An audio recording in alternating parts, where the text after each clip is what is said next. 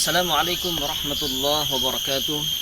Alhamdulillah wassalatu wassalamu ala Rasulillah Sayyidina wa Maulana Muhammad ibn Abdillah wa ala alihi wa sahbihi wa man tabi'ahu dahwala amma ba'du.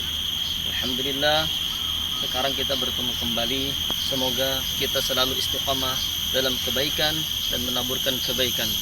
Alhamdulillah, sekarang kami berada di sebuah tempat di daerah Banjarbaru yang mana luar biasa keadaannya. Pepohonannya sangat asri, sejuk. Lingkungannya begitu indah, dipenuhi dengan pepohonan yang begitu rindang. Ini salah satu yang disebutkan dalam Al-Quran, wa amma bi ni'mati rabbika fahaddis. Maka adapun tentang nikmat yang telah diberikan oleh Tuhan kalian, fahaddis, maka ceritakanlah. Di antara nikmat Allah yang mungkin nggak perlu banyak biaya, bahkan dinikmati sungguh sangat indah sekali. Inilah nikmat Allah Subhanahu wa Ta'ala yang tanpa mengeluarkan biaya.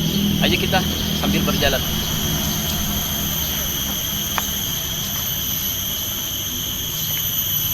Allah Subhanahu wa Ta'ala berfirman dalam Al-Quran, fasiru fil ardi, maka berjalanlah kalian di muka bumi, fanzuru, sambil memandang atas segala nikmat Allah Subhanahu wa Ta'ala. Dalam Al-Quran disebutkan, wa ilas sama'i kaifa rufi'at, pandanglah ke langit, kaifa rufi'at, bagaimana Allah Subhanahu wa Ta'ala menciptakan langit. Allah ciptakan langit tanpa ada tiang. Dari sini kita disuruh tafakkur. Maka dari itulah kata baginda Rasul sallallahu alaihi wasallam, tafakkuru sa'atin khairun min ibadati sanatin. Ketika kita memikirkan alam, merenungkan alam, bertafakkur, memikirkan keindahan Allah Subhanahu wa Ta'ala, keindahan ciptaannya, itu lebih bagus ketimbang beribadah setahun. Ayo mari kita. Masya Allah.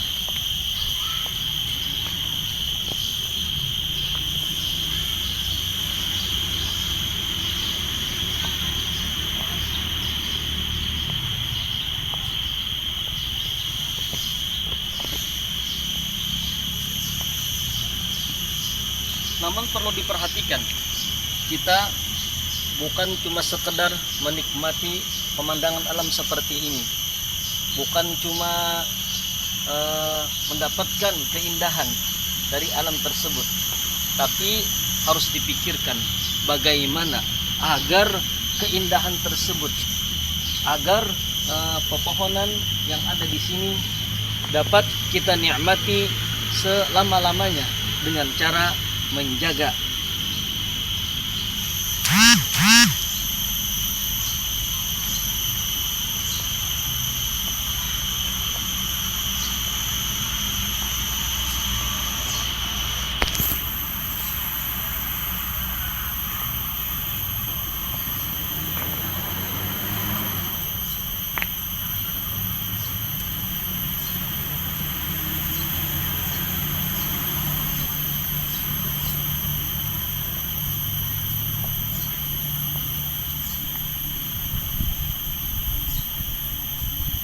Bahkan dalam sejarah menyebutkan di awal-awal Islam, ketika baginda Rasulullah sallallahu alaihi wasallam, maksudnya ketika Allah Subhanahu wa Ta'ala memerintahkan untuk memerangi para kaum kafirin, maka Rasulullah dan sahabat-sahabatnya pun memerangi orang-orang kafir, dengan catatan orang kafir tersebut atau non-muslim tersebut namanya kafir harbi, kafir yang memberontak, kafir yang menjadi musuhnya orang Islam.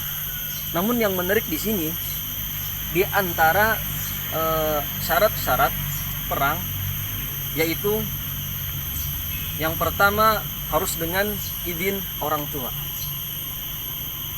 dan lagi syarat-syaratnya bahwa ketika dalam peperangan itu tidak boleh menebang pohon atau daun. Nah, dari sini Rasulullah SAW mengajarkan untuk menjaga lingkungan. Sekalipun kita dalam keadaan tugas berperang, namun tidak boleh seenaknya saja menggunakan pedang untuk memutuskan atau menebang pohon-pohon yang di sekitar tempat atau area peperangan. Inilah Islam. Dan lagi di antaranya syarat atau ketentuan perang, nggak boleh membunuh anak-anak. Itulah Islam. Karena Islam adalah rahmatan lil alamin. Mari kita jalan lagi.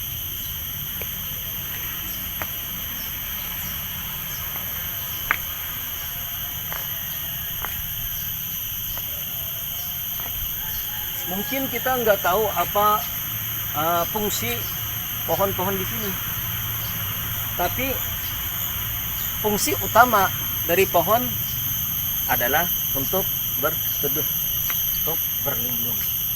Jadi ini termasuk amal jariyah.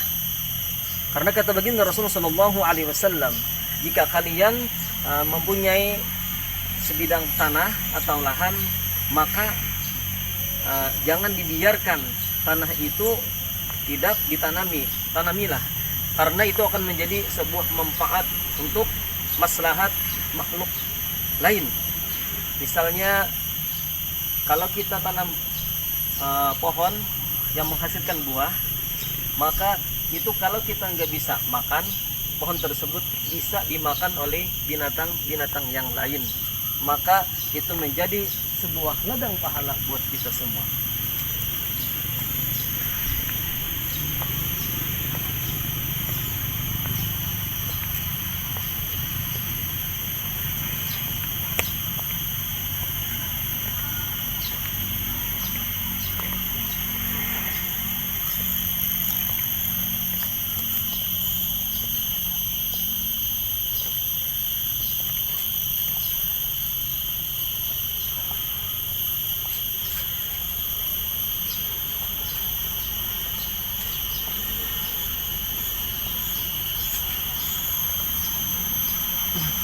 Disebutkan dalam sebuah kitab yang fenomenal bahwasanya ada seorang pemuda yang mana pemuda tersebut sangat baik, kelakuannya begitu baik, budi pekertinya baik, yang mana kerjaan pemuda tersebut yaitu membawa kayu.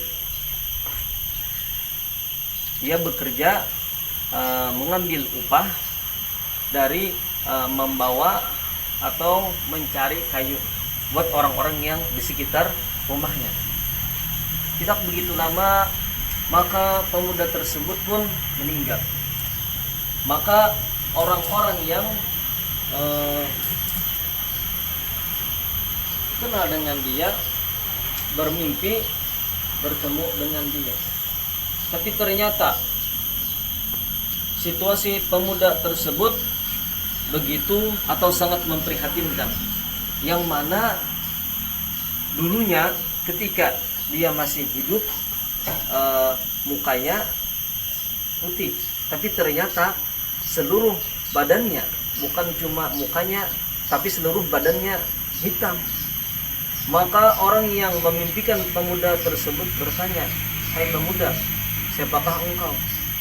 Lalu pemuda tersebut pun menjawab, "Saya adalah laki-laki yang bekerja mencari kayu, mengambil upah dengan cara membawakan kayu, mengambil kayu ke hutan, lalu diantar kepada orang-orang." Lalu kata laki-laki yang bermimpi tersebut menanyakan, "Kenapa kok berbeda? Padahal dulunya kulihat kamu itu muka kamu putih bercahaya, tapi ternyata kok malah hitam. Kenapa?" Lalu kata pemuda tersebut, "Sesungguhnya saya pernah mengambil upah. Dalam satu kesempatan saya membawakan seikat kayu milik seseorang. Lalu di tengah perjalanan saya ingin membersihkan sesuatu yang ada menempel di sela-sela gigi saya. lalu saya ambil sedikit kayu yang saya bawa tadi sedikit buat tusuk gigi, lalu saya bersihkan, lalu saya buang. Namun saya tidak minta izin, tidak meminta kepada pemilik kayu tersebut. Maka karena itulah Allah Subhanahu wa ta'ala memberikan keadilannya, karena disebutkan dalam Al-Quran, "Faman ya'mal misqala dzarratin khairan yarah wa man ya'mal misqala dzarratin syarran yarah." Barang siapa mengerjakan satu kebaikan sekalipun seberat biji sawi, maka dia akan melihat balasannya. Dan barang siapa mengerjakan satu kejahatan sekalipun seberat biji sawi, maka dia pun akan merasakan balasannya. Itulah segala amal kita ada konsekuensinya. Dari sini, padahal laki-laki tersebut mengambil sebilah kayu tadi buat membersihkan, ada kegunaannya. Dari sini, maka dari itulah kita harus menjaga pepohonan yang ada di sini. Jangan gampang kita patahkan atau kita petik daunnya kalau kita tidak perlu. Karena kebanyakan anak sekarang suka sekali memetik daun atau mematahkan ranting tanpa ada sebab dan alasannya. Maka dari itulah marilah kita bersama-sama jaga dan melestarikan lingkungan kita.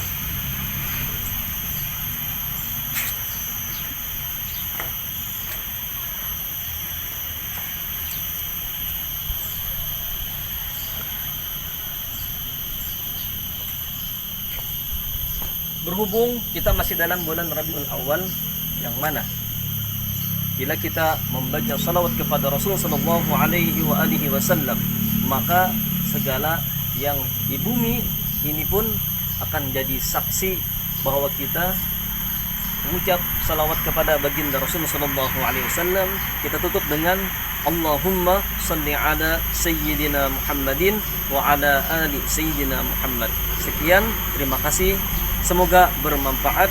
Wassalamualaikum warahmatullahi wabarakatuh.